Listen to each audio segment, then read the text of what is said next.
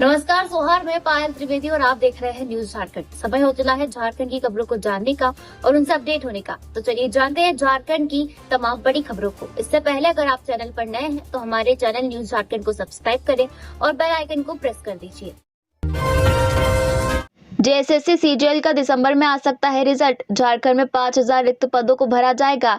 2025 युवकों को मिलेगी नौकरी। हेमंत सोरेन ने मुख्यमंत्री पद की शपथ ले ली है। अब राज्य सरकार के कामकाज में फिर से तेजी आएगी। सरकार विधानसभा चुनाव में खासकर युवाओं से किए अपने वादों को प्राथमिकता में सूची में सबसे ऊपर रख रही है। इसी के तहत जेएसएससी सीजीएल परीक्षा के रिजल्ट तैयार करने के काम में तेजी आ गई है। उम्मीद जताई जा रही है कि दिसंबर के दूसरे सप्ताह में जेएसएससी इस परीक्षा का रिजल्ट जारी कर देगा। इसके जरिए सचिवालय सहायक समेत स्नातक स्तर के 2025 पदों पर नियुक्ति होनी है। इसके अलावा अलग अलग विभागों में 49,417 विभिन्न पदों पर नियुक्ति होनी है। इधर जेएसएससी सीजीएल परीक्षा के प्रश्न पत्र लीक होने का आरोप लगाकर परीक्षा रद्द करने की मांग की जा रही है। भाजपा ने इसे चुनावी मुद्दा भी बनाया था। कहा था कि इसमें भ्रष्टाचार हुआ है। 21 और 22 सितंबर को सीजीएल परीक्षा राज्य के 823 केंद्रों में हुई थी। इस बीच संभावना है कि राज्य सरकार जेपीएससी के अध्यक्ष की भी शीघ्र नियुक्ति कर सकती है। पिछले 6 माह से इस पद पर कोई नहीं है। नतीजतन जरूरी निर्णय नहीं लिया जा रहे हैं। मैया सम्मान योजना के तहत मिलने वाली बढ़ी हुई राशि 2500 रुपए दिसंबर में देने की तैयारी है। धरती आबा बिरसा मुंडा के वंशज मंगल मुंडा का निधन। रिम्स में चल रहा था इलाज। धरती आबा बिरसा मुंडा के वंशज मंगल मुंडा का निधन हो गया है। उनका इलाज रांची के रिम्स में चल रहा था। उनका निधन देर रात 12:30 बजे हुआ। बता दें कि 25 नवंबर को खूंटी तमाड़ रोड में सड़क दुर्घटना में वे गंभीर रूप से घायल हो गए थे। इसके बाद उन्हें 26 नवंबर को रांची के रिम्स अस्पताल में भर्ती किया गया। उनकी देखभाल के लिए रिम्स ने 3 डॉक्टरों की विशेष टीम बनाई थी, जिसमें न्यूरो सर्जरी विभाग के प्रमुख doctor Anand Kumar, critical care विभाग के प्रमुख डॉक्टर प्रदीप भट्टाचार्य और सर्जन डॉक्टर अजय कुमार शामिल थे। मुख्यमंत्री हेमंत सोरेन और विधायक कल्पना सोरेन ने बुधवार को रिम्स जाकर मंगल मुंडा का हालचाल लिया। भाजपा विधायक सीपी सिंह और नवीन जायसवाल ने भी गुरुवार को अस्पताल पहुंचकर मंगल मुंडा के स्वास्थ्य की जानकारी ली। पीएम और स्वास्थ्य मंत्रालय ने भी रिम्स प्रबंधन को मंगल मुंडा की स्थिति पर विशेष ध्यान रखने का निर्देश दिया था, लेकिन रात में ही उनका निधन हो गया। बिरसा मुंडा के वंशज मंगल मुंडा को श्रद्धांजलि अर्पित करने रिम्स पहुंचे मुख्यमंत्री हेमंत सोरेन। भगवान बिरसा मुंडा के वंशज मंगल मुंडा को श्रद्धांजलि देने मुख्यमंत्री हेमंत सोरेन रिम्स पहुंचे हैं। उन्होंने पुष्प चक्र अर्पित कर मंगल मुंडा को श्रद्धांजलि अर्पित की है। मुख्यमंत्री ने मंगल मुंडा के परिजनों से मुलाकात की है, उनका दुख बांटा। मुख्यमंत्री ने ट्वीट कर शोक भी जताया है। बता दें कि 25 नवंबर को मंगल मुंडा का एक्सीडेंट हुआ था। वह एक वाहन की छत से गिर गए थे, जिससे उनके सिर में गंभीर चोट आई थी। उनके सिर में खून के थक्के जमा हो गए थे, जिसके बाद रिम्स में उनका इलाज चल रहा था। बीते 3 दिनों से कई नेता मंगल मुंडा के स्वास्थ्य की जानकारी लेने रिम्स पहुंच रहे थे। इनमें मुख्यमंत्री हेमंत सोरेन, कल्पना सोरेन, सीपी सिंह, नवीन जायसवाल, मीरा मुंडा शामिल है। कल्पना सोरेन का बयान, कहा लोगों की आकांक्षाओं को पूरा करेंगे सीएम हेमंत सोरेन। सीएम हेमंत सोरेन ने झारखंड के 14वें मुख्यमंत्री के रूप में शपथ ले ली है। शपथ लेने के बाद वे प्रोजेक्ट भवन पहुंचे, जहां उन्होंने कई फैसले लिए। उनके साथ उनकी पत्नी सह गांडे विधायक कल्पना सोरेन भी प्रोजेक्ट भवन पहुंची, जहां उन्होंने हेमंत सोरेन के फिर से सीएम बनने पर अपनी प्रतिक्रिया दी। हेमंत सोरेन के झारखंड के 14वें मुख्यमंत्री के रूप में शपथ लेने के बाद उनकी पत्नी और झामुमो नेता कल्पना सोरेन ने कहा कि यह झारखंड के लोगों द्वारा दिया गया जनादेश है और हमने इसे खुशी खुशी स्वीकार किया है। अभी भी बहुत सारी चुनौतियां हैं। झारखंड का एक भाई और बेटा होने के नाते मुझे लगता है कि हेमंत सोरेन एक समृद्ध झारखंड बनाने की सभी आकांक्षाओं को पूरा करेंगे। गौरतलब है कि कल सीएम हेमंत सोरेन का शपथ ग्रहण हुआ और कल से ही वे कामकाज में जुट गए। सीएम पद की शपथ लेते ही प्रोजेक्ट भवन पहुंचे, जहां उन्होंने कई फैसले लिए। इन फैसलों में विधानसभा का विशेष सत्र बुलाने की घोषणा, मैया सम्मान राशि बढ़ाने की घोषणा, शहीद अग्निवीरों के लिए योजना आदि की घोषणा। इसके साथ ही उन्होंने बताया कि स्टीफन मरांडी को झारखंड विधानसभा का प्रोटेम स्पीकर चुना गया है।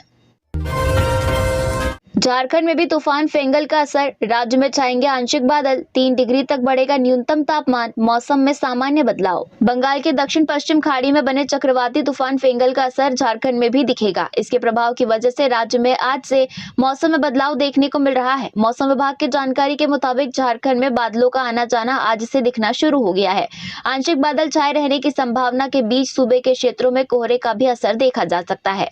रांची मौसम विज्ञान केंद्र के प्रभारी अभिषेक आनंद ने कहा कि चक्रवाती तूफान फेंगल 30 नवंबर को डिप्रेशन के रूप में तमिलनाडु तट को पार कर सकता है। इसका सीधा असर तो राज्य में नहीं होने वाला है, पर झारखंड पर भी इसका हल्का असर नजर आएगा।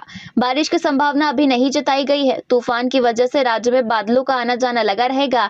हल्के बादलों की आवाजाही के कारण झारखंड में शनिवार से न्यूनतम तापमान में 2 से 3 डिग्री सेल्सियस की बढ़ोतरी देखी जा सकती है। झारखंड में फिलहाल न्यूनतम तापमान 10 से 14 डिग्री सेल्सियस के बीच बना हुआ है। कुल मिलाकर कहा जाए तो तूफान के कारण झारखंड में बारिश तो नहीं होगी, लेकिन तापमान में बदलाव देखा जा सकता है। 11 दिसंबर को विश्वास मत हासिल करेगी सरकार। झारखंड विधानसभा का विशेष सत्र 9 दिसंबर से 12 दिसंबर तक चलेगा। राज्य सरकार 11 दिसंबर को विश्वास मत हासिल करेगी। इससे पहले 9 दिसंबर को नवनिर्वाचित विधायकों का शपथ ग्रहण होगा। 10 दिसंबर को राज्यपाल संतोष गंगवार का अभिभाषण होगा और विधानसभा अध्यक्ष का चुनाव किया जाएगा। इसके बाद 11 दिसंबर को राज्य सरकार विश्वास मत हासिल करेगी और द्वितीय अनुपूरक बजट पेश किया जाएगा। इसी दिन भोजनावकाश के बाद राज्यपाल के अभिभाषण पर चर्चा की जाएगी और पक्ष विपक्ष के बीच वाद विवाद होगा। इसके साथ साथ खनिज पर सेस बढ़ाने संबंधित संशोधित विधेयक सदन में पेश किया जाएगा। विशेष सत्र के आखिरी दिन 12 दिसंबर को राज्यपाल के अभिभाषण पर धन्यवाद प्रस्ताव, सरकार का उत्तर और मतदान होगा। बाबूलाल मरांडी ने मंगल मुंडा के निधन पर जताया शोक। कहा, अबुआ सरकार में गरीब आदिवासी की जिंदगी की कीमत नहीं। बीजेपी प्रदेश अध्यक्ष और पूर्व मुख्यमंत्री बाबूलाल मरांडी ने भगवान बिरसा मुंडा के परपोते मंगल मुंडा के निधन पर शोक व्यक्त किया है। इसके साथ ही उन्होंने राज्य सरकार पर गंभीर आरोप लगाए हैं। उन्होंने कहा कि सड़क दुर्घटना में गंभीर रूप से घायल होने के बाद जिस तरह से उन्हें इलाज के लिए तड़पना पड़ा, वह हमारी व्यवस्था की संवेदनहीनता को दर्शाता है। इतनी नाजुक स्थिति में भी उन्हें समय पर ट्रॉमा सेंटर में बेड नहीं मिला। इलाज शुरू करने में 10 घंटे की देरी हुई। परिवारजनों को 15,000 की दवाएं भी खुद खरीदनी पड़ी। अबुआ सरकार में एक गरीब आदिवासी की जिंदगी की कीमत आज बस इतनी ही रह गई है। यह केवल मंगल मुंडा की मौत नहीं, बल्कि व्यवस्था के द्वारा उनकी हत्या है। मानगो में जाम की समस्या को लेकर विधायक सरयू राय ने किया निरीक्षण। जमशेदपुर पूर्वी और पश्चिमी को जोड़ने वाले स्वर्णरेखा नदी पर बने पुल पर हर दिन लगने वाले जाम की समस्या को लेकर शुक्रवार को विधायक सरयू राय ने निरीक्षण किया और जिले के उपायुक्त से बात कर इसका समाधान निकालने का निर्देश दिया। वहीं विधायक ने ट्रैफिक पुलिस को भी कई दिशा निर्देश देते हुए लोगों से सड़क जाम को मुक्त कराने की बात कही। मालूम हो कि मानकों में बनने वाले फ्लाईओवर को लेकर इन दिनों दिन भर जाम की स्थिति बनी रहती है, जिससे स्कूली बच्चों और नौकरी पेशा लोगों को हर दिन घंटों जाम का सामना करना पड़ता है। यहाँ तक कि इस दौरान एम्बुलेंस और आवश्यक सेवाएं भी प्रभावित हो रही है। विधायक सरयू राय ने मानकों में बन रहे फ्लाईओवर पर भी सवाल उठाए हैं। उन्होंने कहा कि फ्लाईओवर का नक्शा ही गलत पास किया गया है। इससे मानकों और आजाद बस्ती के लोगों की समस्या का समाधान नहीं होगा। इसके बन जाने के बाद भी लोगों को जाम से मुक्ति नहीं मिलेगी। इसमें सुधार की जरूरत है। राज्य के नए डीसी मंजुनाथ भजंत्री ने पदभार ग्रहण किया। राज्य के नए डीसी मंजुनाथ भजंत्री ने रांची डीसी के तौर पर पदभार ग्रहण कर लिया है। उपायुक्त कार्यालय कक्ष में वरुण रंजन ने उन्हें पदभार सौंपा। बता दें कि मंजुनाथ भजंत्री को दोबारा रांची का डीसी बनाया गया है। दरअसल अक्टूबर माह में ही मंजुनाथ भजंत्री को रांची का उपायुक्त बनाया गया था। इसी बीच चुनाव के तारीखों की घोषणा होते ही 15 अक्टूबर को भाजपा के शिष्टमंडल ने मुख्य निर्वाचन पदाधिकारी के रवि कुमार से मिलकर मंजुनाथ भजंत्री को रांची के उपायुक्त पद से तत्काल हटाने की मांग की थी। अपराध पर नियंत्रण और जनता का विश्वास जीतना मेरी प्राथमिकता, अनुराग गुप्ता ने डीजीपी का पदभार संभाल लिया है। कल नियुक्ति से संबंधित अधिसूचना जारी कर दी गई थी। पदभार संभालने के बाद डीजीपी ने कहा कि पुलिस की आंतरिक व्यवस्था सुदृढ़ करने पर जोर होगा। उन्होंने कहा कि अपराध पर अंकुश लगाना, विधि व्यवस्था संधारण, आम लोगों में पुलिस के प्रति विश्वास जगाना, पुलिस की आंतरिक व्यवस्था सुदृढ़ करने पर जोर होगा। साथ ही पुलिस बहाली, समय पर प्रोन्नति और विशेष प्रशिक्षण कराने पर बल दिया जाएगा। जहाँ पुलिस फोर्स की जितनी जरूरत होगी, वहाँ उतनी प्रतिनियुक्ति सुनिश्चित की जाएगी। डीजीपी अनुराग गुप्ता ने कहा कि पुलिस का आम लोगों के साथ अच्छा व्यवहार, उनकी समस्याओं का त्वरित निष्पादन, बुजुर्ग, कमजोर व महिलाओं के प्रति संवेदनशीलता दिखाना उनकी प्राथमिकता में शामिल रहेगा। उनकी पूरी कोशिश होगी कि किसी भी तरह के आपराधिक घटना होने पर पुलिस का क्विक रिस्पॉन्स हो। जानिए कब से मिलेंगे मैया सम्मान योजना के 2500 रुपए। सीएम हेमंत सोरेन ने कर दी घोषणा। शपथ ग्रहण समारोह के बाद सीएम हेमंत सोरेन प्रोजेक्ट भवन पहुंचे, जहां उन्होंने कई फैसले लिए। साथ ही उन्हें पूरा करने के लिए अधिकारियों को निर्देश भी दिए। इसमें जो सबसे बड़ा फैसला रहा वह मैया सम्मान योजना को लेकर रहा।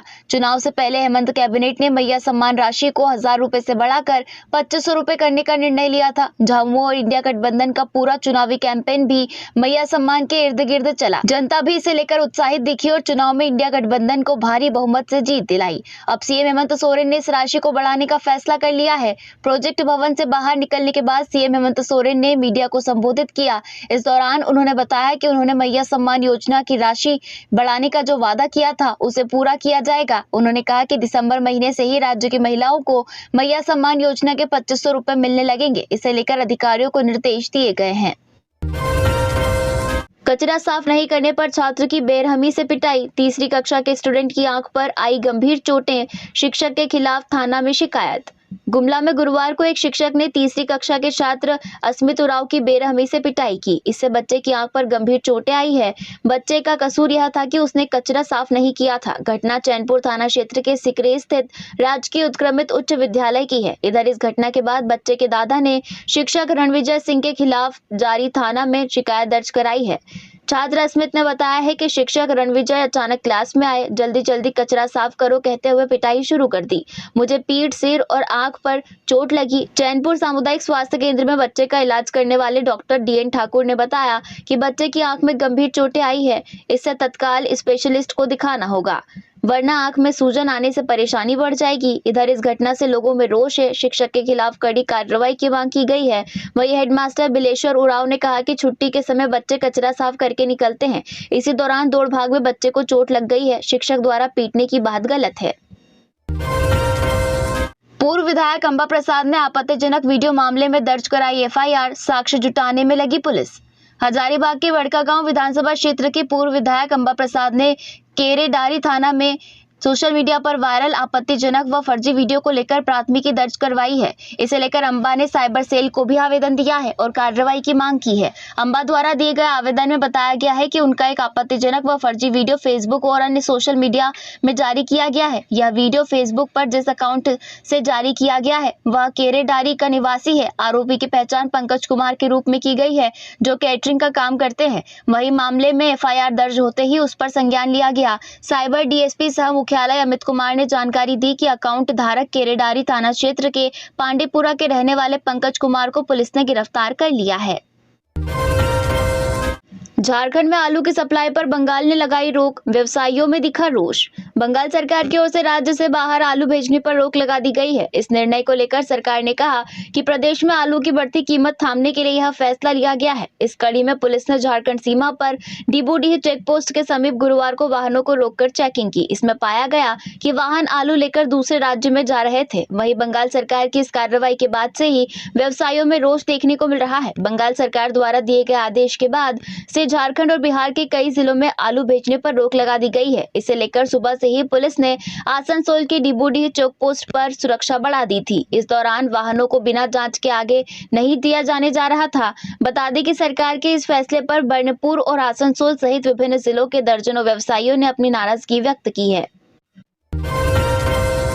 पलामू में सड़क हादसे में एक की मौत, सड़क पर गिरे बालू में बाइक फिसलने से हुआ हादसा, एक जख्मी। पलामू में एक व्यक्ति की मौत सड़क हादसे में हो गई। इसके बाद लोगों ने सड़क जाम कर दिया।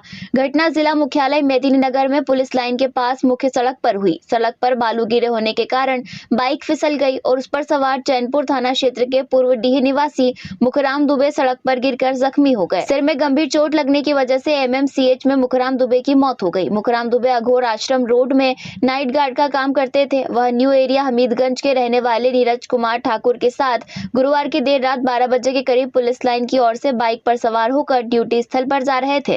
बाइक नीरज चला रहा था। रात में ही मेदिनीनगर बिस्फुट्टा मार्ग में डॉक्टर एमपी सिंह के घर के सामने रोड पर बालू गिराया गया था। बाइक का संतुलन बालू में जाते ही बिगड़ गया। इस घटना में नीरज को भी चोट आई है। मुखराम दुबे की मौत के बाद उनके गाँव के लोगों का गुस्सा फूट पड़ा। मुखराम के शव के साथ बालू गिराए जगह पर शुक्रवार की सुबह करीब 9:30 बजे पहुंचकर लोगों ने हंगामा किया। पीएम आवास योजना ग्रामीण संविदा कर्मियों का मानदेय बढ़ाने पर विचार। प्रधानमंत्री आवास योजना ग्रामीण के क्रियान्वयन में कार्यरत संविदा कर्मियों की मानदेय में वृद्धि की जाएगी। सरकार ने इसके लिए कमेटी गठित की है। स्टेट लेवल पीएमयू व जिला प्रखंड स्तर पर गठित प्रोजेक्ट मैनेजमेंट यूनिट में कार्यरत सभी संविदा कर्मी व कंप्यूटर ऑपरेटर लंबे समय से मानदेय बढ़ोतरी की मांग कर रहे हैं। ऐसे में ग्रामीण विकास विभाग ने इनकी मांगों पर विचार करने के लिए जल्द ही बैठक बुलाने का फैसला लिया है। मांगों पर सहमति मिलने के बाद सरकार मानदेय बढ़ोतरी पर निर्णय लेगी। जू में पर्यटकों को 4 नए तेंदुए का होगा दीदार। दिसंबर से पर्यटन स्थल होंगे गुलजार। जू से दलमा तक चल रही तैयारी। नववर्ष का जश्न इस बार खास बनाने की तैयारी पिकनिक स्पॉटों पर चल रही है। टाटा स्टील जूलॉजिकल पार्क में 4 नए तेंदुए के साथ 5 तेंदुओं को पर्यटक देख सकेंगे। बटरफ्लाई पार्क भी बनकर तैयार हो गया है। वहीं दलमा आने वाले सैलानियों को कोई परेशानी न हो, इसके लिए पेवर्स ब्लॉक बिछाए जा रहे हैं। दलमा में कुछ दिन पहले ही वुडन ब्रिज भी शुरू किया गया है। नए साल का जश्न मनाने के लिए टाटा स्टील जूलॉजिकल पार्क आने वाले पर्यटकों को 4 नए तेंदुए का दीदार होगा। नागपुर के महाराज बाग चिड़ियाघर में 4 तेंदुओं को लाया गया है। इनके बाड़े का नए तरीके से निर्माण हो रहा है।